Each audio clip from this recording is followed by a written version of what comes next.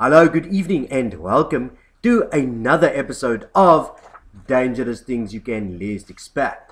On tonight's episode, we are going to be looking at a topic that you are probably not even going to think it is a dangerous thing, but it is maybe one of the most dangerous things we have ever looked at. And so I will tell you why it are a dangerous thing you can least expect. And that is the topic of violence.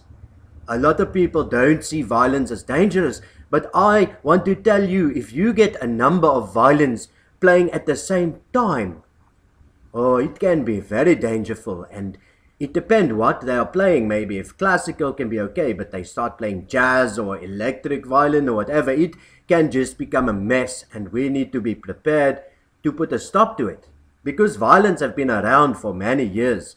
And so you are probably thinking, but there are so many violins in the world. How can we ever put a stop to it? But don't worry, because I have the solution. I have the end to the problem of violence. And you know what that is? That's all right. It are sax. If we had more sax in the world, it would mean we have less violence.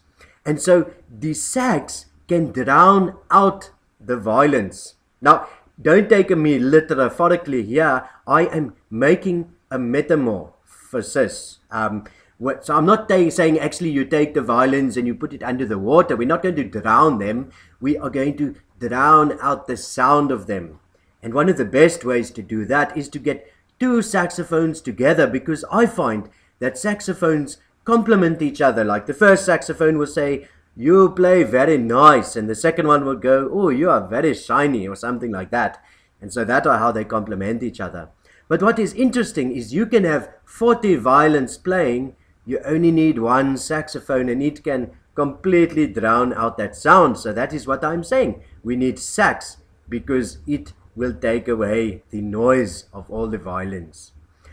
Now you are probably wondering, where do a saxophone come from? I'm glad you had that wondering, because I can tell you, in the old days, the full word is saxophone. And so in the old days, they used to take a sack and they put all their phones in it. They put it fill it with cell phones, and then they would swing it around their head, and it would make a bit of a kind of a clunking sound. And that is why they call it as saxophones.